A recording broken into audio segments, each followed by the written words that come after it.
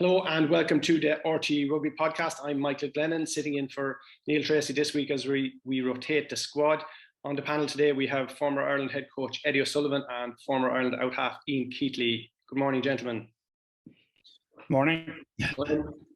I guess we're actually 4 days after Ireland's match, and in the normal run of events, we probably wouldn't spend so much time analysing a game that's gone past. But if we were ever to do that, it's for a game like we saw on Saturday. Because to be fair, if Ireland had have lost that match, had have not turned up, or if they had made some errors at crucial times, we would be poring over that and analysing who did what, why, and why did they do it wrong. But before we go into the details of the match, Eddie, can you just maybe talk about sense of occasion and the atmosphere that contributed to it? It was really kind of intoxicating, even without having a drink.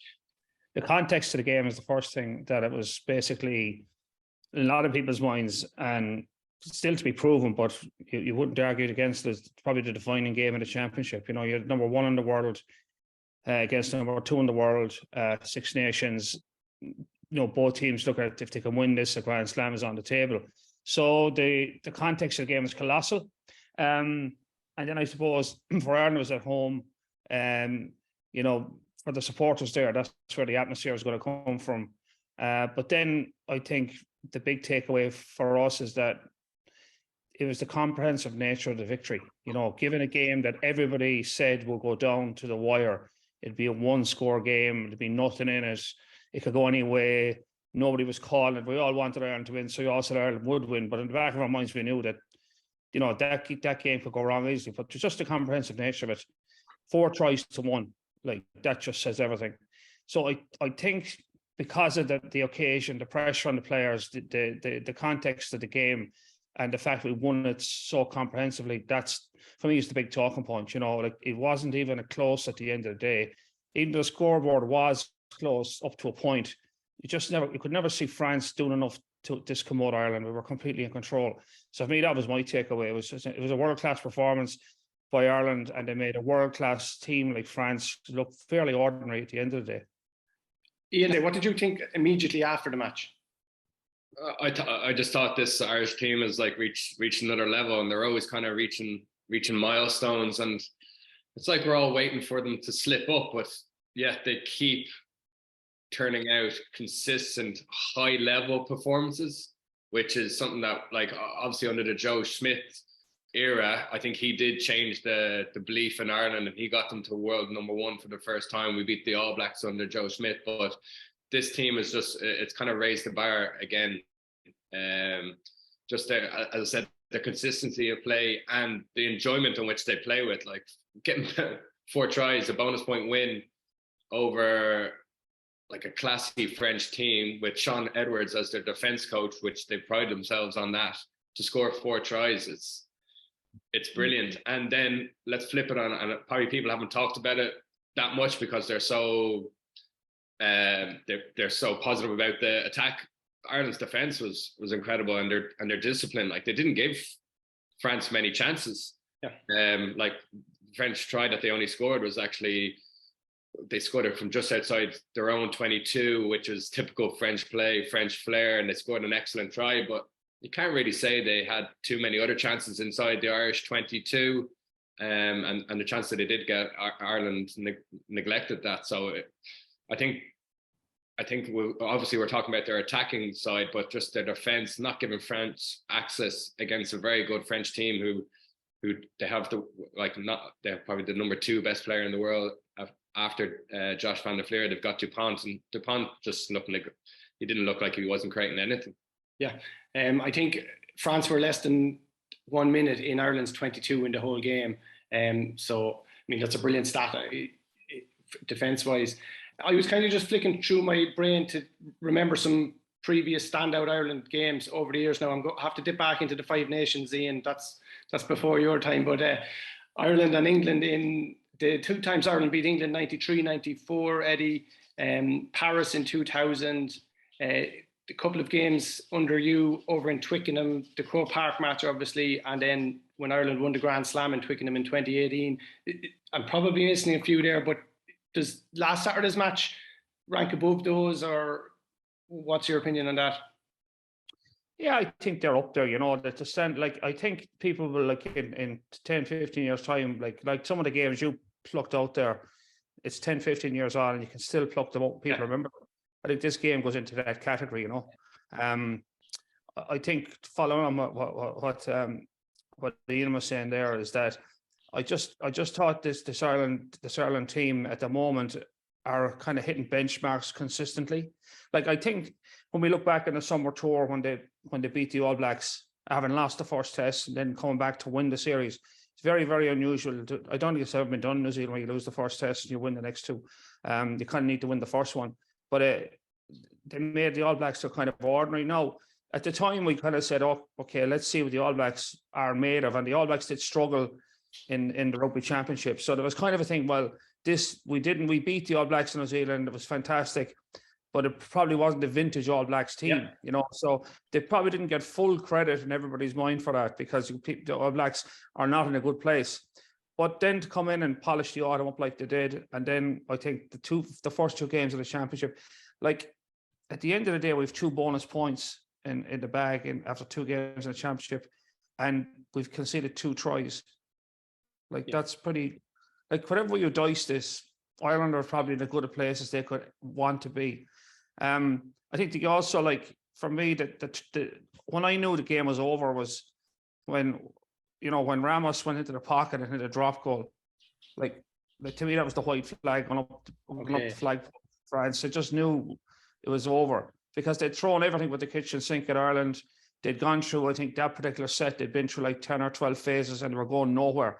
And then Penno goes into the pocket and hits a drop goal. And it's like, we'll go back to halfway here, we're cooked, you know. And it was inevitable then, I think, that Ireland would score the bonus point try. So, you know, you don't want to get too carried away, like, because the Six Nations is a strange animal, you know. Like I know on paper now we should just finish it up, but you never know. Like Scotland are dangerous now, more dangerous than they've ever been for a long time. And England coming the last weekend, and people say you're the scout in Italy. If we were to lose in Rome to Italy, that would raise huge questions. Disaster, I don't see it's possible, but it's still not done yet. But if you wrote a script, you know, a month ago, this is Ireland's plan for the Six Nations, and you wrote the first 2 chapters, I don't think you could write any better than what happened, you know. Yeah, you can plan all you like, but you can't plan for a spider cam or some guy getting too excited, the guy pulling the levers that gets the spider cam on the 22. And there probably was some feeling that you wanted to protect Finlay Bealham to some extent because he did very well against Wales, but it's a different beast coming up against the French pack. So James Lowe, his first kick hits the spider cam, and all of a sudden France have a scrum on the 20. Sorry, Ireland have a scrum on the 22. That Finlay Bealham, it's held up and Ireland get the ball away. On the first Irish try, Eddie, what did you make of it? It seemed to be a pre-planned move. It's obviously a pre-planned move, but have Ireland adapted better to this dropout? Previously, we've seen that, but it wasn't from dropouts. Well, there was a lot of talk about the move, you know, and it's a very simple move where you basically hit a pivot player off the ruck and you pretend to wrap around and he drops it inside. We've seen it. Ireland views it over the years under Joe Schmidt. I can guarantee you, like, it's not an extraordinarily difficult or different move. I mean, you see it in the AL every Saturday. I'm not joking. The thing that surprised me is that Sean Edwards is known as the greatest defence coach in the world. And the one thing, and you see teams defend this in the IL every week. You don't score off it every week. It's only when the first defender beside ruck, the pillar, chases the ball. The irony is he's called the pillar for a reason. The giveaways in the name. Yeah. For a French pillar defender to chase the ball and leave the pillar position open to be exploited like that, if the pillar just stayed there was no line break. I think that'll keep Edwards awake for a long time, that they would do that, because it's just appalling defence. So not trying to take away from what Ireland did, but if you look at any club side, they would be looking at, when you see that pivot player off the ruck, the pillar stays at home more than he ever did. So it was a nicely executed move. They obviously maybe spotted something in the video analysis that the pillars were moving a little bit, and they took a punt on it. I suppose the only thing is, it was from a counter-attack, which is a little bit different. A lot of teams set those up off of set plays, particularly lineouts. They come off the top and they hit the ruck up, and then they dummy wrap on it. But I'd have to say, you know, it's not it's not the newest move I've ever seen. Just very well executed. But I would say Edwards would be awake at night over that one. Like it was a huge mistake to make. But fair play to Ireland, saw the opportunity and did it. And Ian, the second try, Lowe's in the corner, brilliant pass by Ringrose to set him up, and he just did enough at the time. Did you think it was a try, or? It's actually funny, like when you looked at all the camera angles, I think everyone thought it was a try, and it was an unbelievable finish. And then it's always funny afterwards. You always get that other camera view that is tactically not shown during the time. Yeah. And his foot was in touch, but you could say that the tackle on him in the corner was a no arms tackle. It should have been a penalty try anyway. But let's not take that away. It's great build-up play by Ireland again to get those opportunities. An unbelievable pass by Gary Ringrose, who people are saying he's having the best, but also people criticize him, saying, "Oh, he never passes the ball," and yet he shows a 20-25 meter pass out to Lowe, who has a miraculous finish in the corner. And we're looking at growing the game, and should the benefit of doubt should always be shown to the attacking team. So it would have been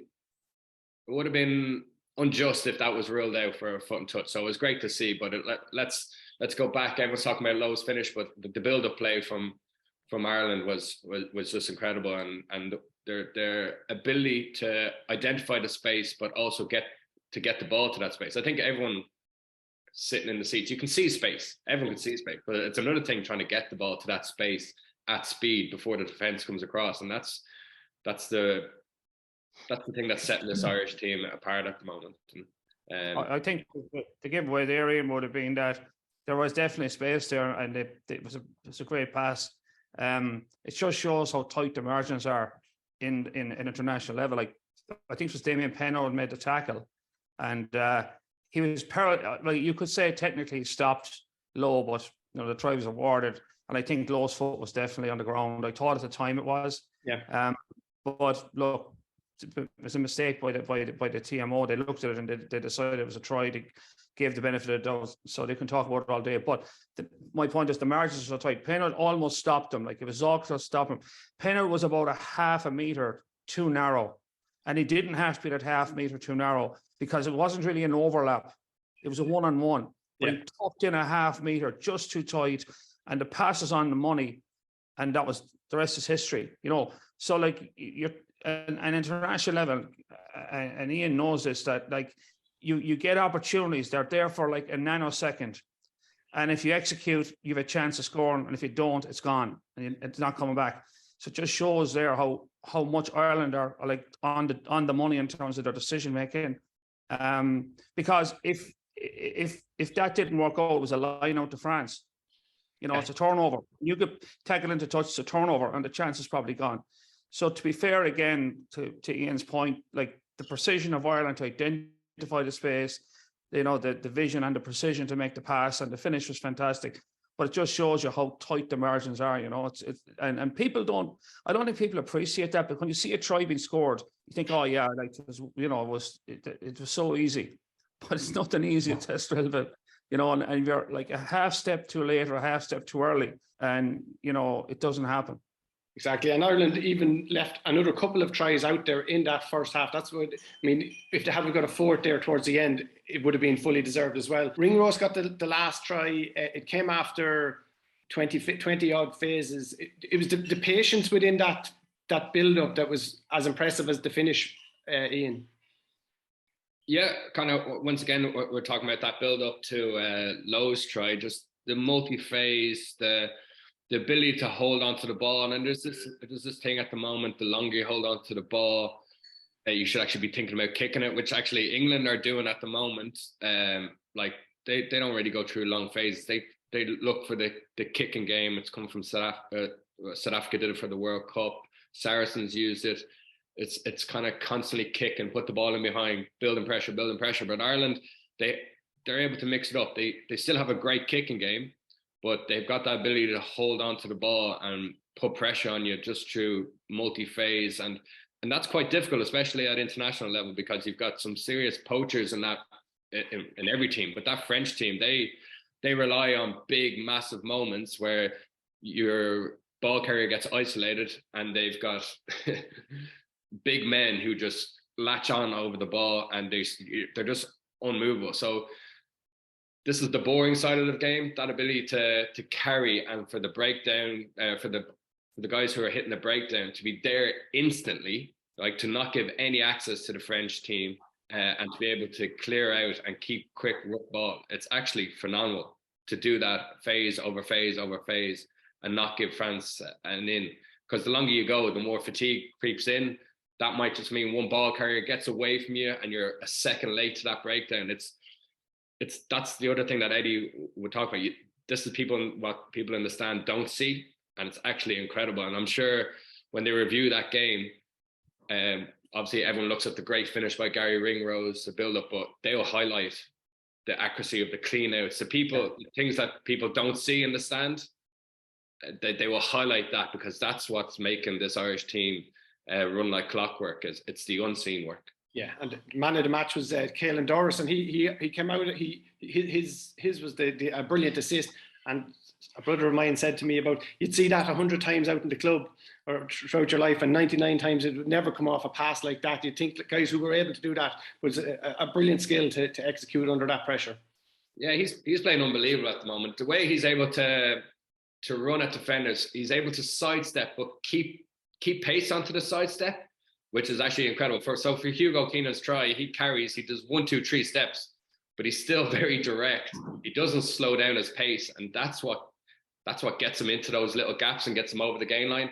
And even for the offload for Gary Ringrose, he actually wins the contact first. You see so many young guys now, and I see it when I'm coaching, they try and offload as they're getting hit in the contact and they're off balance.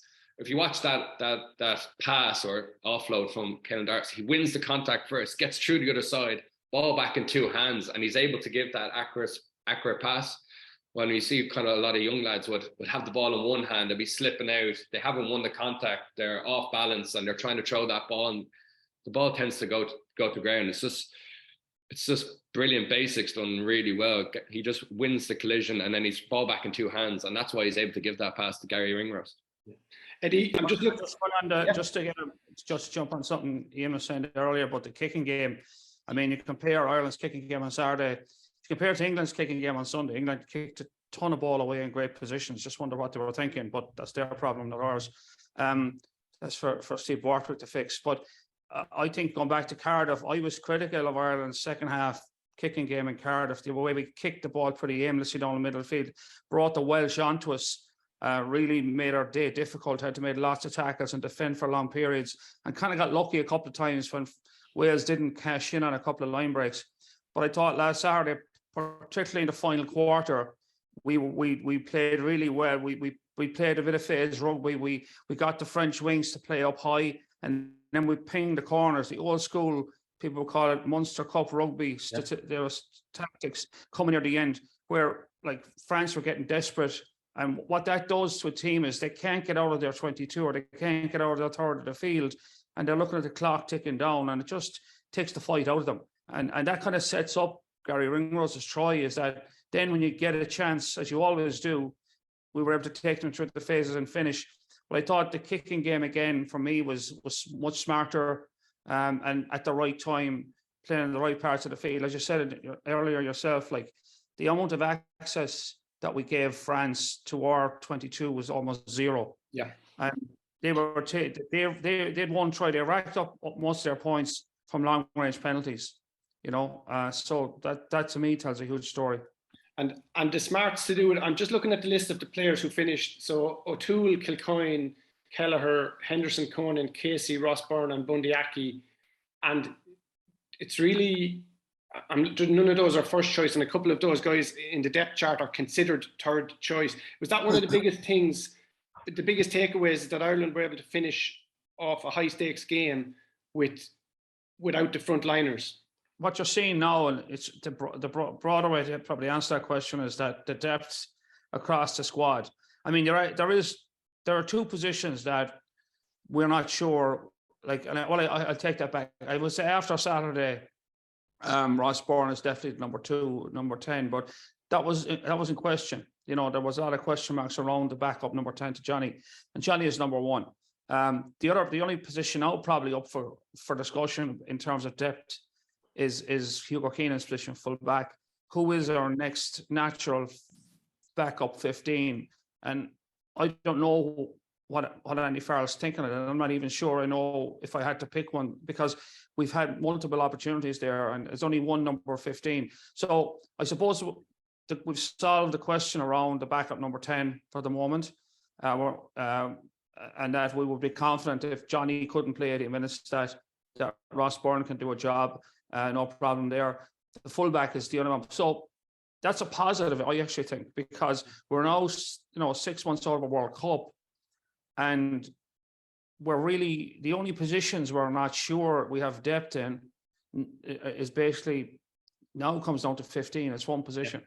We know we've got depth in the front row, second row, back row, midfield, wings. Like it's a squad in rude health at the moment in terms of I'm not talking about the injuries so much as, when you write down the Irish squad, when everyone's fit and healthy as we'd hope for the World Cup, and you draw up the depth chart, there's going to be very difficult decisions we made for that World Cup at the moment in terms of who goes. But I think that's the strength of us at the moment, is there's really just one position now where we're not sure about the backup, not even the start. We know who starts there. Yeah. To me, that goes to your question about how we can finish out games. We're bringing impact players off the bench. If we have injuries, guys just slip in, and there's no dramas. So that's where that comes into play, really. It's hard to think, if you go back just to when Ireland won the Grand Slam, that there's no place in the 23 for Jordan Larmour at the moment, and that's testament to the strength as well. But Ian, what about Matt? He's shooting the lights out with Leinster. He's been outstanding with Leinster. But that's the thing, is it's very hard to put him in there because there's nobody in there to give them an in. That's the cruelty of it. What about Mac Hansen at full back? He could probably do a job, Ian. I know he hasn't had to go there with Ireland, but maybe he's in Farrell's thinking as well as a backup. Yeah, I just writing down the other full back options. Obviously, Hugo Keenan he's turned into probably one of the best full backs in the world, which is unbelievable to see considering where he's come from, a sevens background.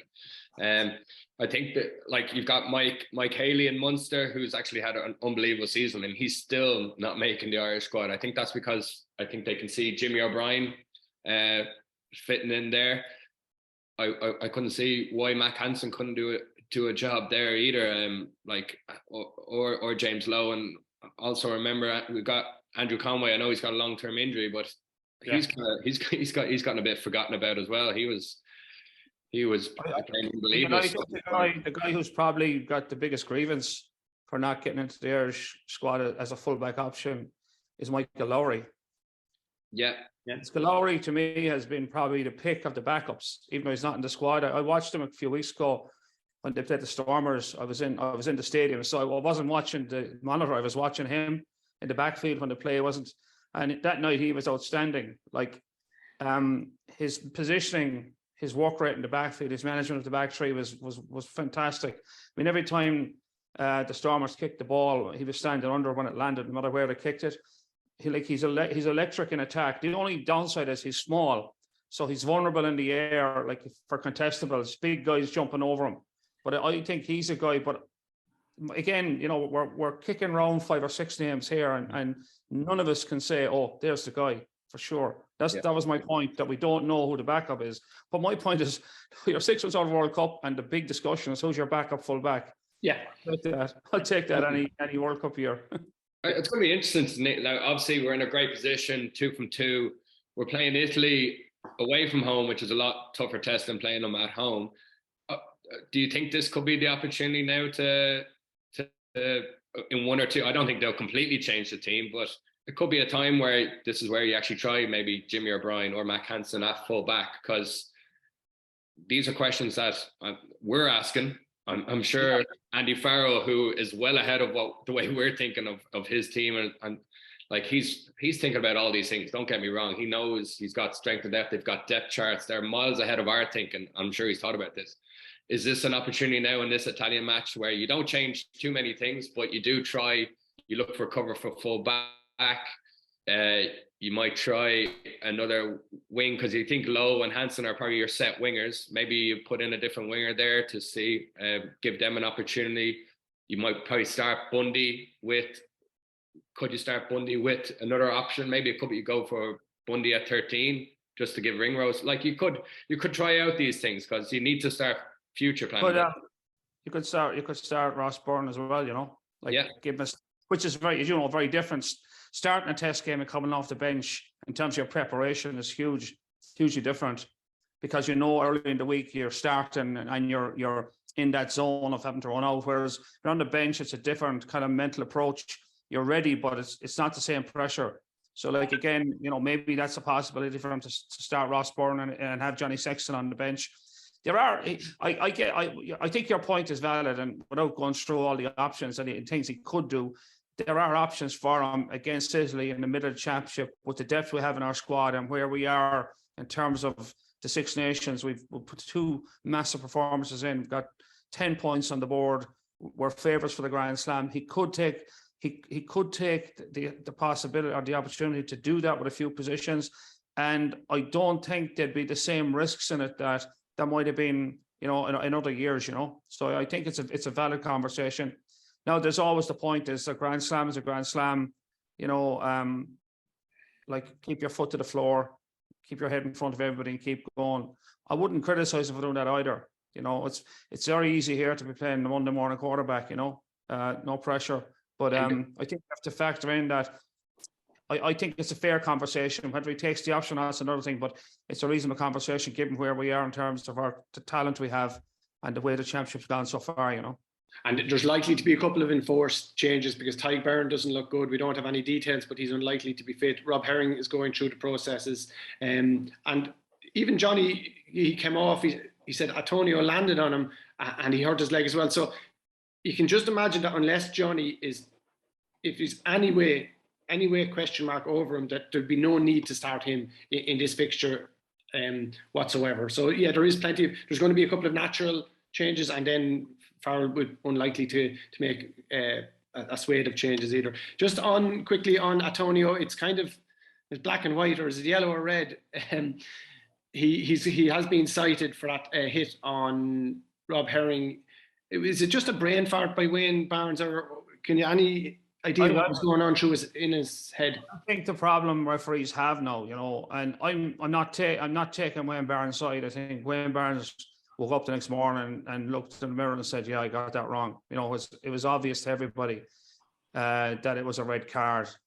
No, I'll be honest, I was watching it. I saw the first angle we saw, Antonio's right arm was low, and I thought by virtue of the fact his arm was low that his shoulder was low. Yeah. And he might have made contact in the chest region.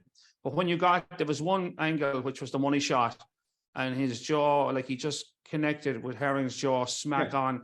And that's a red card all day. Now, the first question, is there mitigation? Did Herring dip? You know, he didn't dip. No mitigation. Did Antonio, was it a passive hit? Good God, no. And he took his head off. And the proof of the pudding was Herring was really the shore and didn't come back. So by any metric you want, even Eddie, plus Antonio's body, he was vertical, so he hadn't. No, that's my point. No mitigation. Like hadn't bent his knees to any degree when he had plenty of line. Any metric that was red. So my point is that I don't know what minute of the game was. It was around the first quarter. It was early doors. Like the pressure on referees now is, if he pulls out a red there, and he should, that changes the game for everybody. It's now 14 against 15. It's a different game of rugby. And I think referees are trying to be fair and not ruin the game. Like if, let's say he sent Antonio off and we went on and won the game 32-19 or 42-19 or 42-12, we'd always be an asterisk beside the game. Mark, okay. Question mark, yeah. So I think referees and they're under pressure not to try and ruin the spectacle. So I'm not defending what he did, but I think at that moment referees have been prone to back out of a red card because the consequences are so big for the game. Particularly if it's in the first quarter, it's another hour. You know, and we saw last year in Twickenham, England lost a player after 2 minutes and they played on a 14-man. Yeah. Now, we still celebrated the bonus point win, and I took a fair bit of flack last year for saying that wasn't a phenomenal performance for Ireland. It took us 70 minutes to break England down with 14 men. And that's what all the discussions that start. But I'm not saying, for a second, I'm not saying that Barnes got that right. He got it wrong. But I can see how he got himself into that pickle. And that was to try and preserve the integrity of the contest so early in a huge game, for it's probably a Grand Slam decider. I think that's where he made the miscalculation, because that was pressing on him. And that doesn't take away from the fact he still got it wrong. But that's, if you're asking me for how did he get it wrong? That was the question. Ian? Yeah, I honestly think if that happened in the 50th, 60th minute, I think he would have been more inclined to give a red card. I think as Eddie said there, I think he was very conscious. 1v2 in the world. This is a big spectacle. First 20 minutes of the match. Do I give a red card here for something that I'm not 100% sure on? So I think that probably did come into it, and it's just human error. And I can looking back, we can all see, yeah, it's a red card, but I'd say that must have been one of the reasons why. But listen, this rule has been in nearly a year and a half, 2 years now, that any head contact, it's a red card. And I still don't see players' habits changing. Like, it goes back to players. You need to take more responsibility. You need to start practicing your tackle height, because we see it every week now. There's nearly a yellow, red card. There's a discussion about it. Are the clubs, are they actually even practicing tackle technique? Like, it needs to be something that's done 2-3 times a week now, because it's such a huge factor in games. You're getting yellow, red cards, which are changing games. We're talking about player safety. How many shots or headshots are happening now? There needs to be, they brought in the rules to protect it, but there needs to be more of a follow-up from clubs and players' responsibility, because they're not doing enough. They're not dropping their height. Players now, when they have the ball, they go, right, let's start dropping our height. That means the defender has to come down, and we actually might get a yellow or red card, which changes the whole game.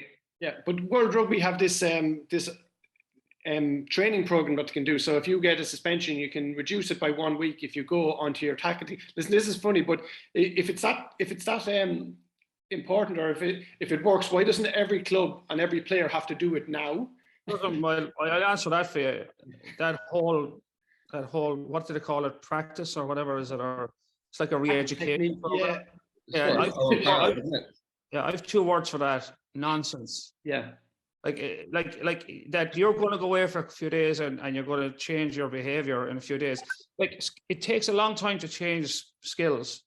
I would probably say, and I'm just disagreeing slightly here with Ian on this, like, just take a broader view on this whole head collision stuff. I think that basically the amount of malicious hits you get now in the professional game is minuscule. You rarely see somebody going in to do somebody. And it's probably less than 1%. I'm not saying there's nobody in the game that doesn't do that, but like, it used to be a lot more frequent. You had, the headhunters years ago used to get away with it. So now we're down to 99% of the hits, I would say confidently, are accidental. Now, accidental can mean somebody is careless, right? Yeah. Careless. And I think Atonio last week was careless. He could have got lower. He didn't get lower. And we see that every week. Guys are careless. They stay too high. And then there's another percentage of them that are just purely accidental. Yeah. You have a high tempo game, guys changing direction. The one for me this year was James Hume got yellow carded in the Leinster game as Gary Ringrose scored a try. Gary Ringrose pulled off one of his classic sidesteps. Hume was like a drowning man. And then in passing him by, Ringrose clipped and Hume clipped heads. Yeah.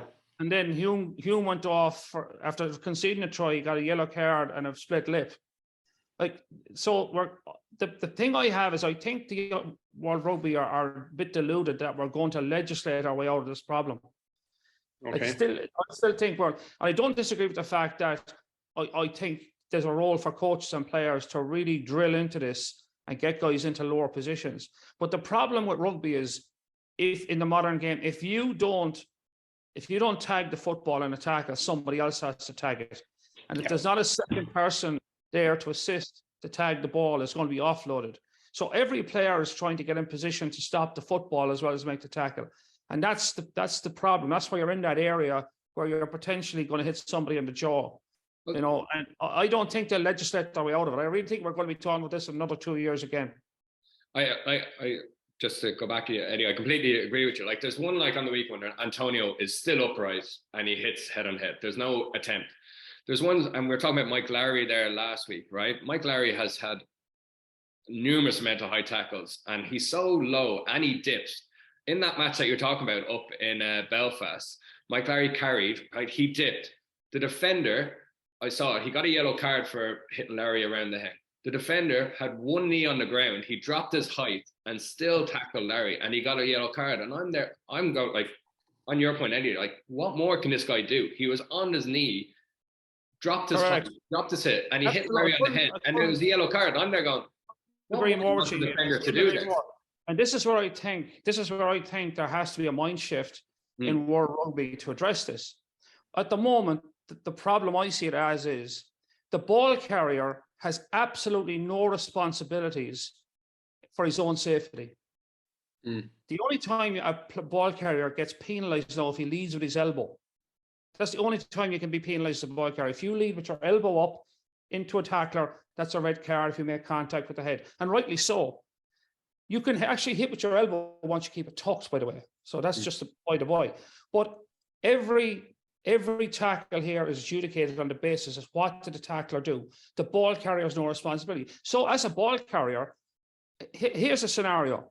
There's 2 minutes left in the World Cup final, and there's 2 points in it, and you're attacking. You'd be telling all your players, every chance you get, duck into the tackle. And if you don't get a penalty, if you don't get a yellow card, you'll probably get a penalty and we'll win the game.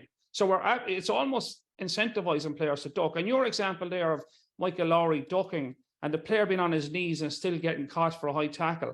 So maybe World Rugby have to say that if a player ducks into a tackle, it's a penalty. And that would make players adjust there. So if you have less ball carriers ducking with the ball, there's going to be less guys hitting them in the head, making the tackle. So maybe we need to spread the responsibility here. It can't be 100% responsibility of the tackler to always get it right, or there's a consequence. I think World Rugby are wrong in that they have to shift the burden of safety to the ball carrier. And if the ball carrier does something that puts them and himself in danger, he should be penalised for that. And if you said in the morning, by the way, if you duck into a tackle and you get hit in the head, not alone is it your fault, you're going to be penalised for it. Let's see how fellas then don't duck. And the tackler then has a chance of completing the tackle without actually making head contact. But I think the burden of the tackler being completely in control of everything and having to get everything right is too loaded to one side. As a ball carrier, I have no responsibility for my own safety. And I think that's wrong. I think a ball carrier should have a responsibility for their own safety as well. And that can be abused, as we know. If you duck at the right time, you're going to get a penalty, and the other guy might get a yellow card as well, or a red. So you're almost incentivizing players who are carrying the ball to duck into contact. To me, that's a bad plan. Well, just when I have two coaches there, and going back to something you did say there, Eddie, about the dominant tackle, or the emphasis is to tag the ball as well. So, 10 minutes before a match, before you're sending your teams out, are you saying, guys, make sure your tackle technique is right and your knees are bent, that you hit the guy on in the midriff and you put him down? Or is it, lads, drill this lad into next week, let him know you're there, and let's lay down a marker and don't keep these lads nothing? And is that multiplied and amplified on the international stage? It's a contact sport. So you can't tell guys, listen, hit hard, but be careful you don't hit too hard. Exactly. It's a mix. It's a contact sport, and that's why we can't take the physicality out of rugby, because let's say last weekend's game was a game of touch rugby, nobody would have gone to it. It's a huge part of what the game is, and I'm all in favour of safety, and it's way better than it was. Let's be honest. But having said that, I think the problem we have at the moment, and by the way, before we go get away from it, the vast majority of concussions that we're getting in the tackle is the tacklers being concussed, not the ball carrier. So that's that. Like, getting the tackle right doesn't solve all the problems. And the notion that the new experiment of putting the tacklers in below the waist, right? Well, that's going to protect the ball carrier for sure, but it's, a lot of guys are going to have their head in the wrong side of a knee, and that's even more destructive. So, like, we're just going to have different guys getting concussed if we do that. So I think it's a long way from being solved, I got to tell you. But my big thing is, and I keep saying this, is that we have to put more responsibility on the ball carrier to act in their own safety and not be reckless as a ball carrier and get a free pass when someone knocks your head off. Ian, I'll let you have the last word on this. Do you want to come in? Like, so when they first talked about that rule, bringing in forcing the tackles to be in, they just didn't take it out of thin air. I think they tested it out in New Zealand at schools level, and it reduced the concussion rate by 60%. So I think that's why they have decided to think about bringing in this rule. They just didn't take it out of thin air.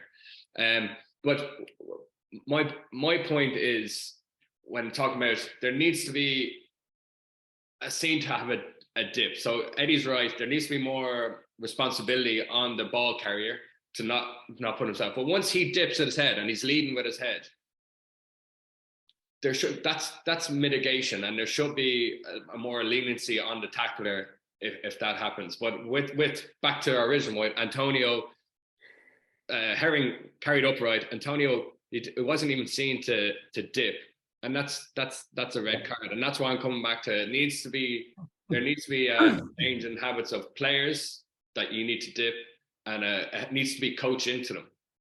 Because I think, just to come back to you, I think nobody's disagreeing that Antonio should have got a red. That's a red card nailed on all day. But I go to your other example, which you rightly cited. That's a very harsh yellow card on the player attacker, Michael Lowry. Yeah. So no, it's not an easy. There's no easy solutions here, guys. I think there has to be a shift in the thinking around this. Yeah. That the responsibility for safety is 100% with the tackler and 0% with the ball carrier. That's my overarching point. I think there has to be responsibility on the ball carrier not to put themselves in danger. And that if that is brought into law, ball carriers will act a lot more responsibly.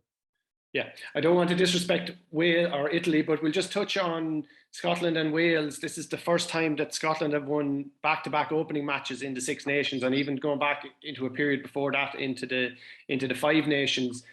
What did you make of Scotland's performance, Eddie? And we tend in Ireland to build up the Scots before we play them, but is there a bigger threat this time around, or would you be more worried on this occasion?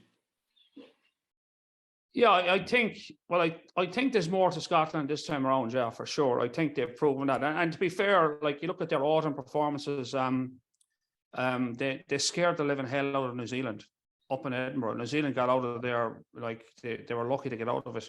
And I think they beat Australia by a point. You know, they beat Argentina comfortably. So, like, they're in a good place. They're probably in as good a place as they've been for a number of years. No, it's taken them a long time to get there under Gregor Townsend. But fair is fair. Their mojo is much better now.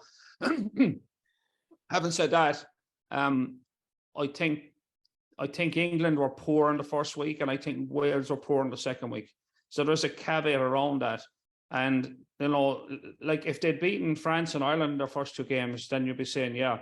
But they still have to play France and Ireland, who are the two top teams. So I'm not shocked that they beat England in Twickenham. They've won the Calcutta Cup for 3 years now in a row. So it just shows where England are. And I thought, like, Wales, I don't know where they are at the moment. I thought they rolled the dice. Well, Warren Gatland rolled the dice with the kind of Dad's Army selection in against Ireland, and that blew up in his face. And then he kind of did a halfway house up in Edinburgh, and that's blown up. And now we're reading in the media there's threats of a strike, the players striking in Wales over financial conditions and stuff. So Welsh rugby is in a mess.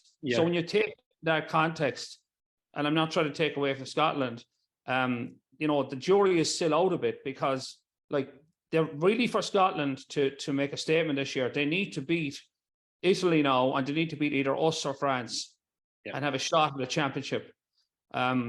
So, you know, they've started, but what I will say is their confidence is sky high. They're playing at home. For us to go up there, and it's always been tricky to get a win up there. if you get on top of them, yeah. But if it gets to be a tight game, you might slip up, you know. So I think, yeah, they're probably as good a spot as they've ever been for a while now. So that makes them dangerous, no doubt about that. And they do have France away next up as well, so it'll be a different scenario after that. I suppose Italy tend to get up for the France match, and they pour a lot of energy and passion into that. So it was kind of routine win for England. We didn't really, it went as expected. It's kind of Steve Borthwick going back to basics a bit, taking out Marcus Smith and putting in Owen Farrell. Was there much to be read into it, or what did you think of that game? Yeah, I think Borthwick is kind of going back to let's keep putting the pressure on that kicking game. We kind of talked about it earlier on the podcast that Marcus Smith is more of a runner, and that takes time for the players to adjust to him. Like, as exciting as he is, Borthwick, and the way he played with Leicester was kicking game, pressure game, and he probably felt that with Farrell in at 10, he will give us more of that direction. That's the way he plays with Saracens, pin the corners, and with that you kind of get more penalties. You put pressure on the opposition, and most of their tries on the weekend were from a maul or from a penalty try, just putting that pressure in. It's all come from statistical rugby, that if you play the ball in the right areas, if you actually kick the ball more, you get better outcomes. You put the opposition, and against Italy, who probably wouldn't have as good as a kicking game, if you put the ball into the corner, you're going to think Capuzzo is going to run it back, which they did quite a lot, and you force pressure, you get turnovers, you get a Toje over the ball. It's exactly kind of, it's very statistical rugby, but it's a very easy game to play, rather than the style that Ireland are playing. Like, it's very hard the way Ireland are playing, it's actually very hard to get that over time with everyone synced at the same player at international level. And that's why there's probably so many Leinster players in the Irish squad, because they're all playing that similar way. So listen, there is signs of Italy developing their game. They are exciting to watch, but end of the day, there's still 2 losses. And against 2 losses, but they're probably targeting the Welsh match again. They beat Wales last year. They're probably going, right, we need to beat Wales again this year. We've got a full round of the BTK United Rugby Championship this weekend, and Munster host the Ospreys on Friday night in Thomond. News yesterday that Malachy Fekitoa will leave halfway through his contract. It appears not to have settled. Have you heard anything in the wind down there in Limerick, Ian, about that? Yeah, it's tough on him, because he's obviously a World Cup winner. Like, he played for New Zealand, and we actually found this when Francis Saili came. Like, it takes a while for players to adjust to that. The Irish mentality of the way they play. Like, it's not, a lot of those players go to France and it's more jouet, play the ball, while Ireland and Munster and the Irish provinces, they have a bit more structure to their play, because we don't have giant men who can get over gain line. We play a more structured, more clever way of playing, that we have to manipulate oppositions to create space. Now, I've seen it so many times, foreigners coming in, and it takes them time to adjust. And he was actually, Munster were finding their feet, but funny enough, he was finding his feet now. So it does come at a strange time, and I'm sure Munster and Fekitoa have talked about where they want to go, and I'm sure they both come to agreement, because he signed a 2-year contract. It was a 1 year with a plus option. Yeah. So to do that, I think both parties have to agree. So maybe they both found that it's the best thing for both parties. And then obviously you've got Frisch, who's kind of come out of nowhere, or not out of nowhere, who's come in and he's done really well in that 13 position. And obviously they're playing Jack Crowley a bit at 12 now to try and get him onto the pitch. And you still have Rory Scannell, who's signed a new deal as well. So maybe they just feel, or else they're planning for something for next year. They might bring someone else in for next year, and they probably might want to save money there. So it's a business at the end of the day. Also on Friday night, Ulster are in Glasgow. Connacht are in Zebra on Saturday afternoon. They've won their last 2 league games in a row, so they'll be looking to build on that. And hopefully, Andy Friend said yesterday that they will be looking to announce their new their new coaching ticket soon.